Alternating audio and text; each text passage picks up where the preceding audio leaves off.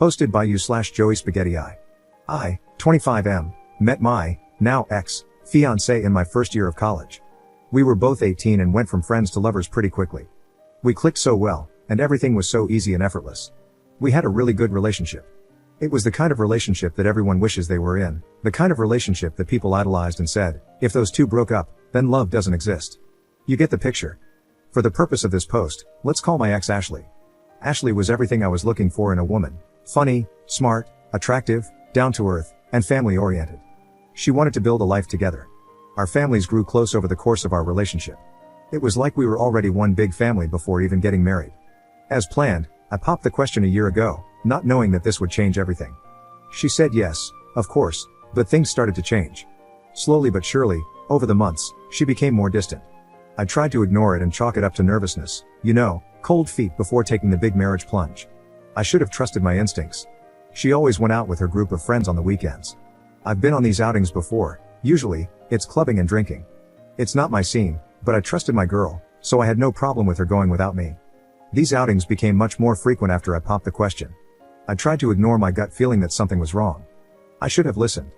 Last week, I got a text from one of her girlfriends. She said she felt super guilty about what had been going on. According to her, Ashley had been worried about getting married. She felt that she hadn't had a chance to explore other options, and the prospect of getting locked down for life made her really anxious. On these outings, she would frequently flirt with guys, dance with them, grind on them, and make out with them, to get it out of her system. Since she wasn't going all the way with them, she didn't consider it cheating. According to the friend, she also gave one guy slop top in the club bathroom. She sent me pictures and videos from some of those escapades. My heart sank. I felt like I died that day. I thanked the friend for telling me and asked her to keep it between us. For me, any form of cheating is a big no-no. I knew it was over. What makes this worse is that I have a past with cheating. She knows about my high school ex who cheated on me, and being a stupid teenager, I tried to end it all. This just makes the whole situation cut even deeper. She knew how much hurt she could cause and still went ahead with it. I wanted to crawl into bed and cry for a month. I wanted to be weak. I felt weak. I decided I would give myself the chance to mourn and cry over this after I protected myself. My fiancé and I share an apartment that we both pay rent for 50-50. I decided to take 2 days off work and covertly started to move my things out to my brother's house across the city. He knows about everything and immediately offered his place to me. The first day, I moved non-essential items out. When Ashley got back from work, she made a comment about it, but I brushed it off by saying I sold some stuff and took some more things to a storage unit to tidy and clear space in our apartment. She didn't question it. I was furious inside about everything I had found out, but kept cool to avoid suspicion. She noticed I was a bit withdrawn, but I told her I was just tired and stressed from work. The second day, while she was at work, my brother and his wife came over to help me pack everything else, and I was fully moved out by 3 p.m. that day. Since then, I have avoided every single form of communication sent by my ex. I have completely cut her off. I refuse to talk to her or her family. I don't even want to confront her about what happened. She came home that day and saw everything was gone.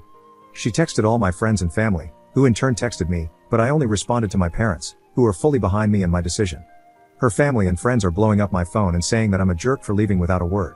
They've even been blasting me on social media. I don't really care. She knows what she did. To me, she is dead. She doesn't exist. Because of all this backlash, my brother and his wife are now also questioning if it was right of me to completely ignore everyone. This has caused me to doubt myself a bit, so here I am. Update 1 day later. After an overwhelming amount of people screamed at me in the comments to speak out, I decided to break my silence. I didn't want to make this whole thing public. Despite what she did, some part of me still cares for her. I was with her for 6 years. You can't just throw that away overnight. I came to the conclusion that the right thing to do was to talk to her parents. Only her family needed to know. Everyone else can have whatever opinion they want of me, I don't care. The people who truly know me and are close to me are the only ones I care about. I sent a detailed message of what happened to my closest friends and family. All of them, of course, believed me right away, no pictures needed. I didn't feel like it was necessary or appropriate to spread those pictures of her, so I didn't. Now that the people I cared about were sorted, I moved on to her parents. I messaged her mom, who, by the way, I had gotten so close to I considered her a second mom, and she considered me a son.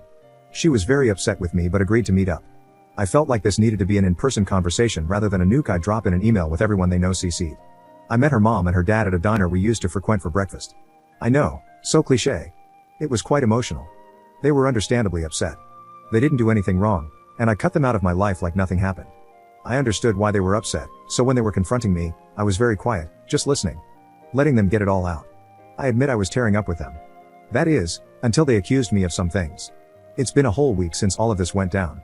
In that week, a lot happened. Apparently, according to her parents, my ex convinced everyone that I cheated and that she kicked me out, and I haven't been answering anyone because I was so ashamed of what I had done. LOL. I literally laughed out loud. I responded by saying that I am sorry and I wished them a happy life and walked out. I was so freaking upset. I couldn't have even imagined being accused of this. What a freaking joke. I can't believe her parents would believe her and throw me under the bus so fast. I walked out because I'm pretty sure I would have said some things I'd regret to her parents. I didn't want to do this, but she left me no choice. I activated the nuclear option.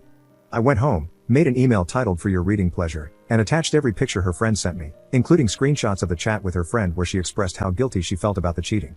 I also attached the videos of her grinding and making out with other guys. I included a long explanation detailing everything that has happened since D-Day. I ended the email by saying that I do not wish to be contacted and that I expect my ring back at some point. I attached her parents, any friend I could think of, and a coworker that I just so happened to know as well. Screw it. So that's where I'm at now.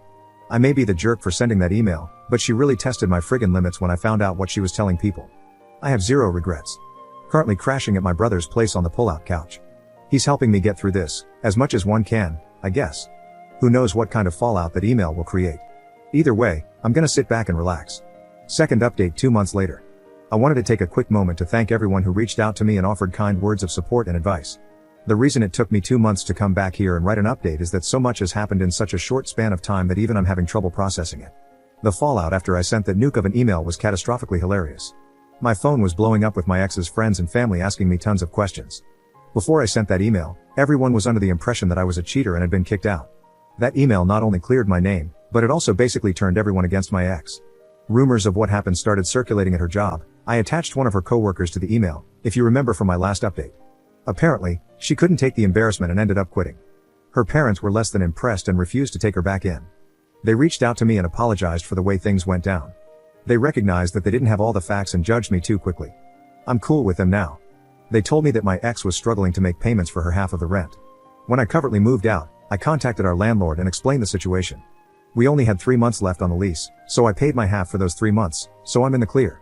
Honestly, it was worth it even though I'm not living there.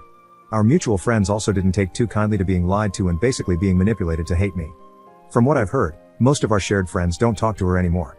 Even some of her girlfriends who knew what had been happening behind my back stopped talking to her, which is a little ironic if you ask me. I guess now that everything is public, no one wants to be associated with her.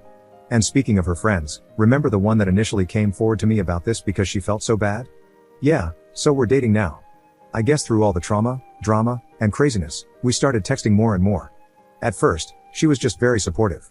She comforted me and helped me come to terms with what happened. But slowly and surely, we became closer and started to talk about our lives, our interests, our dreams. We realized we had a lot in common. We are also both single and young. We kind of just fell into it naturally. She's honestly so great, very kind and loving. I am aware that some people may think this is just a rebound, but I'm really enjoying my time with her, and things are going great.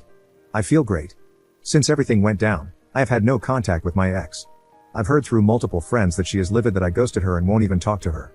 She says what I'm doing to her is torture because I won't even give our relationship closure. I just laughed because if she thinks what I'm doing is torture, then she's clueless about what she put me through. I'm honestly good. I will go the rest of my life without ever talking to her again. Call me petty. Call me dumb.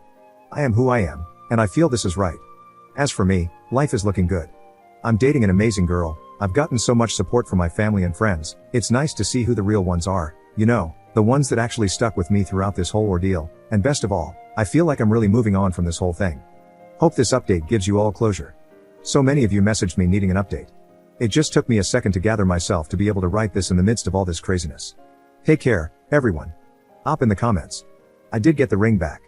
I had to threaten legal action. My ex was stubborn, but I ended up getting the ring back through her parents.